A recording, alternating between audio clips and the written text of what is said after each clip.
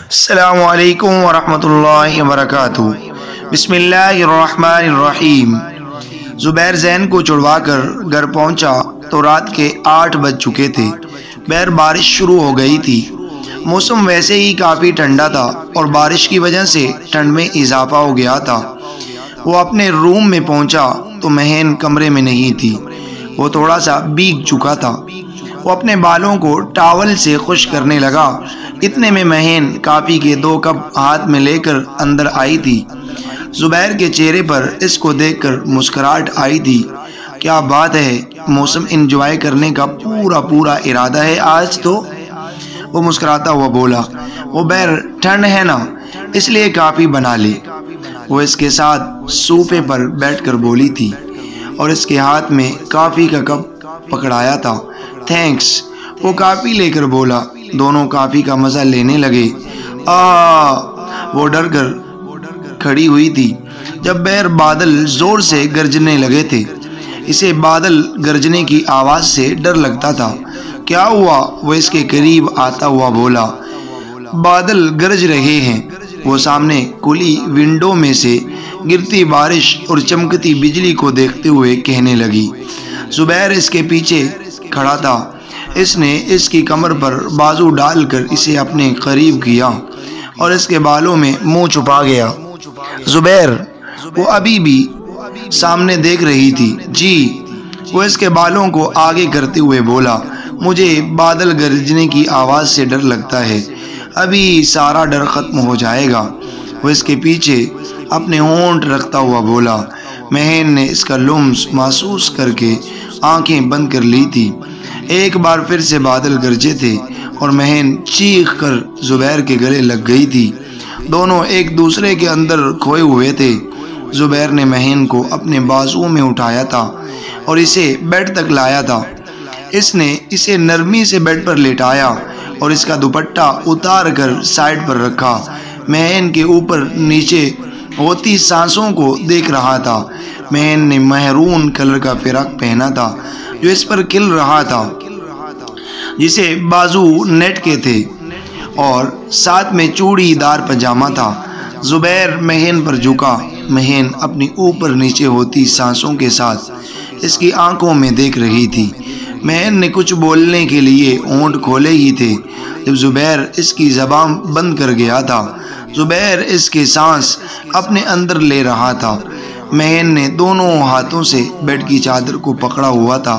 زبیر، جیسے ہی زبیر نے مہین کو ہونٹوں کی آزادی دی، اس نے اس کا نام پکارا۔ وہ اس کی گردن سے اپنے ہونٹ ہٹاتا ہوا بولا، دروازہ بند کر دو۔ وہ بہت مشکل سے بول پائی تھی کیونکہ اندر آتے وقت اس نے صرف دروازہ بیڑا تھا، بند نہیں کیا تھا۔ زبیر بیڈ سے نیچے اترا تھا اور دروازے کی طرف بڑھا تھا۔ ڈور لاک کرنے کے بعد وہ واپس بیڈ پر آیا۔ مہین کی نظریں اسے ہی دیکھ رہی تھی۔ زبیر نے پھر سے اس کی گردن پر اپنے ہونٹ رکھے تھے۔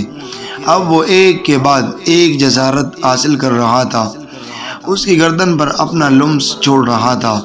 اس نے مہین کا گلا کندھے سے نیچے کیا تھا جس پر مہین شرما کر پلٹی تھی۔ اس کی سانسیں اوپر نیچے ہو رہی تھی۔ زبیر نے مہین کو سیدھا کیا اور اس کا گلا دونوں شانوں سے نیچے کر گیا۔ زبیر، مہین نے ایک بار پھر آواز دی۔ جی، وہ اس کے سینے سے ہونٹ ہٹاتا ہوا پوچھنے لگا۔ لائٹ بند کر دو۔ وہ اس کی فرمائش پر پہلے تو اسے گورنے لگا، نہ چاہتے ہوئے بھی اسے لائٹ بند کرنا پڑی۔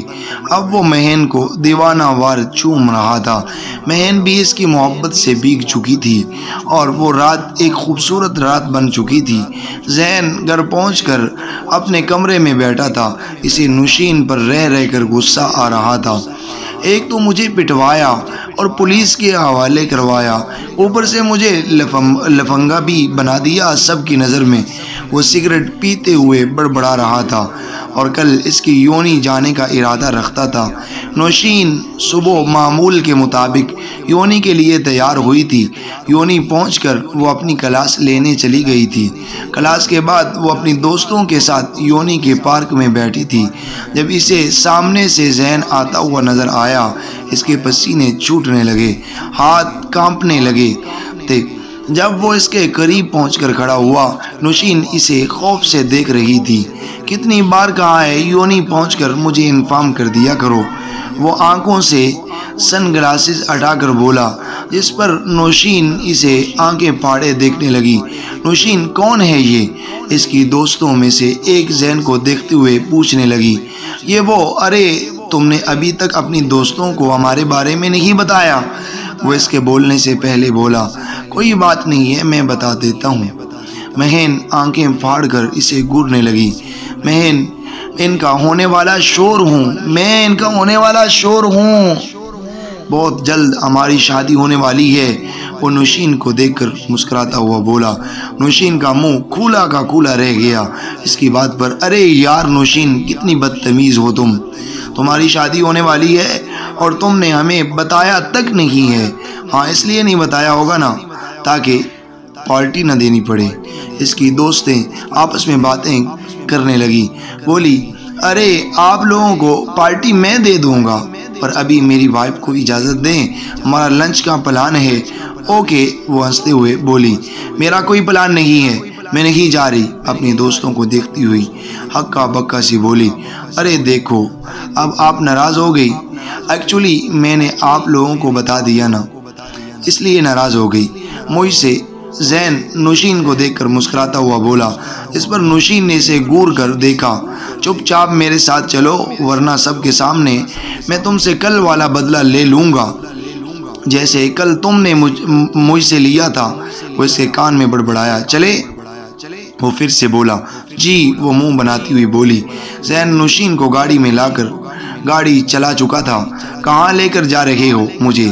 وہ راستہ دیکھ کر پوچھنے لگی۔ زین بنا کچھ بولے مسلسل گاڑی چلا رہا تھا۔ زین دیکھو، کل جو بھی ہوا مجھے پتہ نہیں تھا، کافی غلط ہوا ہے، پر میں تو بس مذاق کر رہی تھی، مجھے نہیں پتا تھا بات اتنی بڑھ جائے گی۔ وہ اس کے تیور دیکھ کر کہنے لگی، واہ کیا بات ہے تمہاری۔ اچھا سوری بولنے سے حساب برابر ہو جائے گا؟ وہ گاڑی جھٹکے سے روک کر اسے گھورتا ہوا بولا، تو پھر کیسے ہوگا؟ دیکھو، اگر میں پولیس اسٹیشن پہنچنے والی بات کو بھول بھی جاؤں، پر میں اس تھپڑ کو بھول نہیں سکتا، کیونکہ وہ میری لائف کا پہلا تھپڑ تھا۔ اس سے پہلے کسی کی اتنی ہمت نہیں ہوئی کہ وہ مجھ پر ہاتھ اٹھائے۔ تو تم پھر کیا چاہتے ہو؟ حساب برابر کرنا ہے تو ایک تھپڑ مجھے پڑا تھا اور ایک تمہیں پڑے گا، میرا مطلب تبھی تو حساب برابر ہوگا۔ وہ اپنی ہنسی چھپائے ہوئے بولا، کیا تم مجھ پر ہاتھ اٹھاؤ گے؟ ایک لڑکی پر؟ وہ آنکھیں بڑی کر کے اسے دیکھتی ہوئی بولی، اگر تم حساب برابر کرنا چاہتی ہو تو مجھے ایسا کرنا ہوگا۔ وہ اس کے ڈر کو انجوائے کرنے لگا۔ تم ہاتھ اٹھاؤ گے مجھ پر تو مارو اور حساب برابر کرو، مارو نا۔ ہاں۔ اس نے جیسے ہی اپنا ہاتھ اٹھایا، نوشین اپنی آنکھیں بند کر گئی۔ زین اسے مسکراتے ہوئے دیکھ رہا تھا۔ وہ اس ٹائم بہت معصوم لگ رہی تھی۔ میں اتنی خوبصورت چیز پر ہاتھ نہیں اٹھا سکتا، تمہاری سزا یہ ہے، تمہیں میرے ساتھ لنچ کرنا ہوگا۔ وہ اس کے کان کے قریب سرگوشی کرتا ہوا بولا۔ نوشین نے آنکھ کھولی تو وہ اس کے بے حد قریب تھا۔ نوشین کی دھڑکن تیز ہونے لگی۔ اس نے منہ دوسری طرف کیا تو زین نے اس کی طرف دیکھ کر مسکراتے ہوئے گاڑی سٹارٹ کر دی۔ ناظرین، آپ کو معلوم ہے کہ یہ ناول ابھی تک جاری ہے۔ آئی ہوپ، میں امید کرتا ہوں کہ آپ کو یہ ناول بڑی پسند آئی ہوگی۔ اگر آپ یہ چاہتے ہیں کہ نیکسٹ والا ایپیسوڈ جلد از جلد اپلوڈ کر دیا جائے، پلیز ہمارے چینل کو سبسکرائب کرنا مت بھولیے۔ ہماری ویڈیو کو لائک اور شیئر ضرور کیجیے اور اپنے دوستوں سے بھی شیئر کیجیے گا، اور کمنٹس باکس میں اپنی رائے کا اظہار ضرور کیجیے۔ جزاکم اللہ خیر۔